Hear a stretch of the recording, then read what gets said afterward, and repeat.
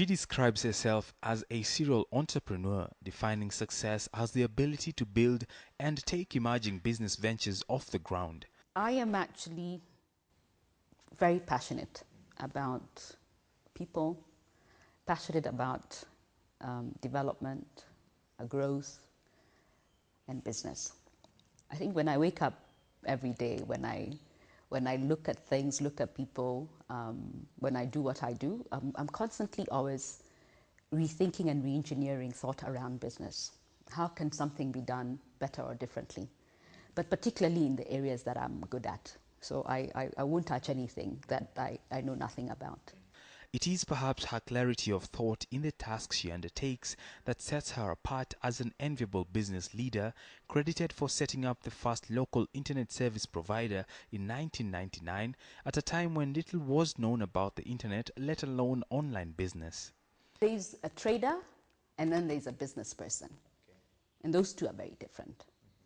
When you're trading, you're always focusing on how much money can I make now, how many of my goods can I sell, and basically go back and buy more goods and continue to sell. So you're making money in that curve, and you're probably not doing anything about developing the infrastructure or building systems within that business.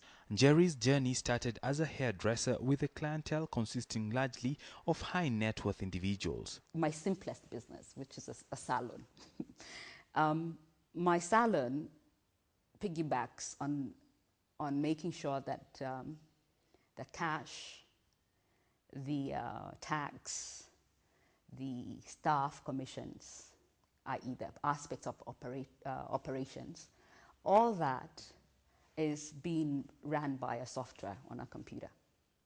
So today, if I walk into the salon and I want to know, out of the 7 hairdressers and the beauticians, how much work they've done for the week, I basically walk in, put the machine on, do a little bit of tapping of the screen, and voila, a printout is out, and I know exactly how they're doing. Despite the humble beginnings, Njeri attributes success in the many things she has done to strong grounding she got from her parents and other caregivers. My grandmother. The grandmother is a staunch Christian.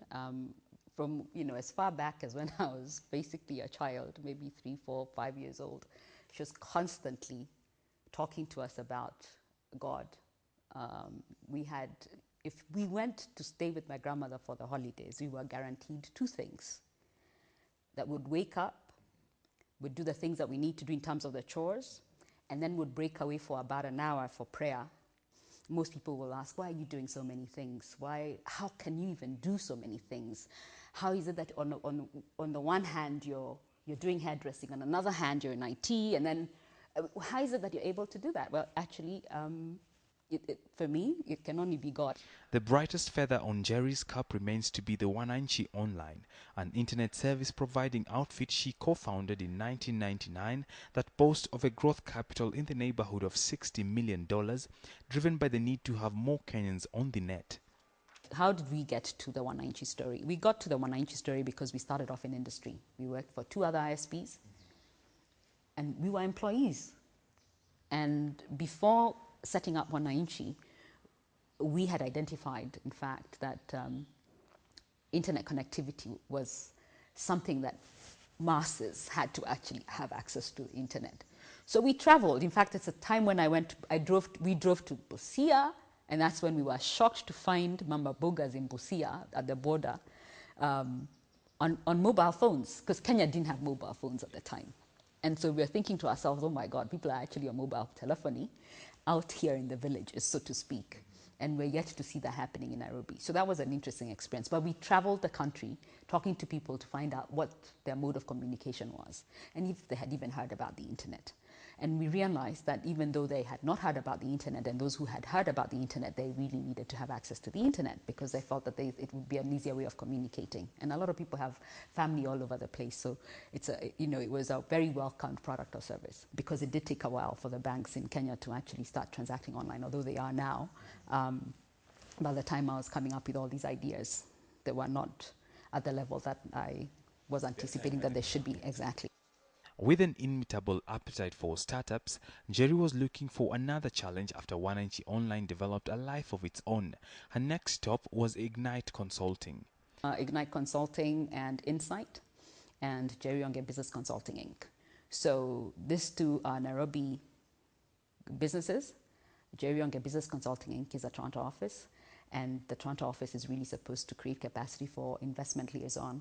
Other than sitting on various boards for the past 10 years, Jerry's other documented business interests include Business Launch, a popular startup incubator, Ignite Lifestyle, a healthcare consultancy, and Insight, a regional digital marketing outfit. She also shuttles between Nairobi and Toronto, Canada, where she runs the Jerry Yonge Incorporated. Jerry Yonge's name is synonymous with technology. Just when did she fall in love with technology? The very first experience I had with anything IT was a computer at a friend's office out at Gill House, actually, I think on the second floor, if I remember, back in the 80s. And he had come back from Cornell University with a lot of computers, and he wanted to set up some kind of college, or his brother was already setting up a college out in that part of town. And I was called in as part of the friends who were unpacking and putting the computers on tables. And I opened my first box, I set up my machine, I actually plugged it onto power, I made it work, it came on, and I did all that with no one's instruction.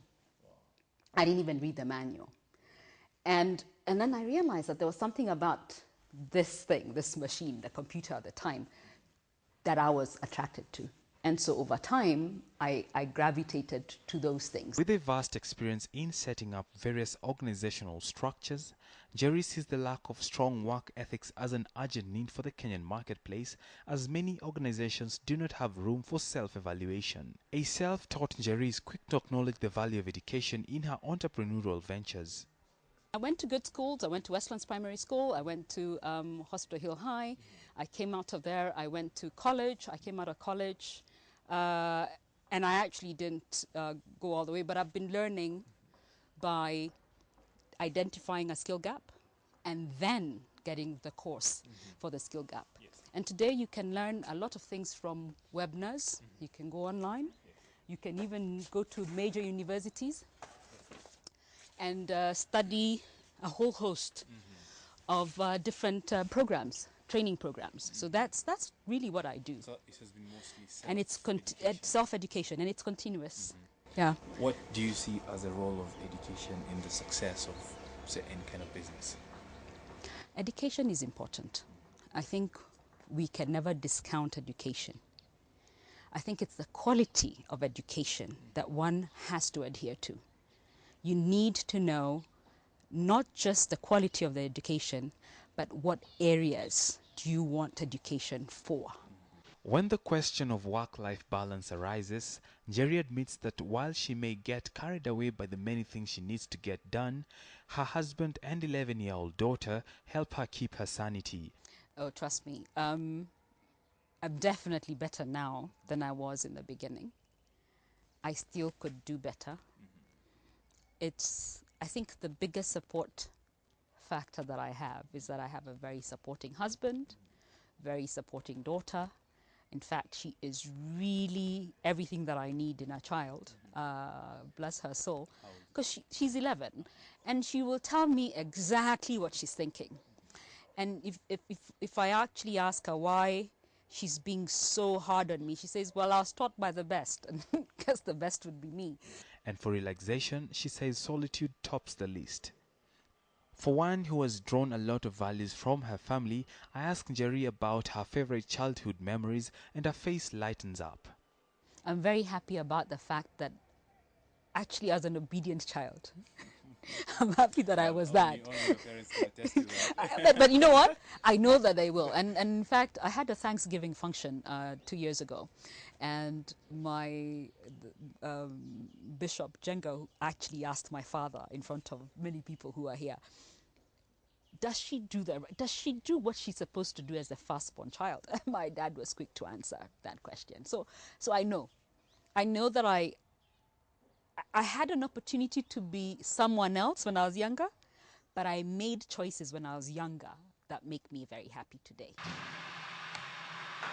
A self-proclaimed positive thinker, Njeri says she has no regrets at how she has lived her life, as she remains focused on managing the pain factors in her life and family, and always looking at the bright side of life. Njeri holds that success to her is defined by increasing value and not simply financial rewards. So how would this serial entrepreneur like to be remembered? If I can be remembered as someone who says and they do, that's a good thing. Yeah. Anasema, anatenda. That's it.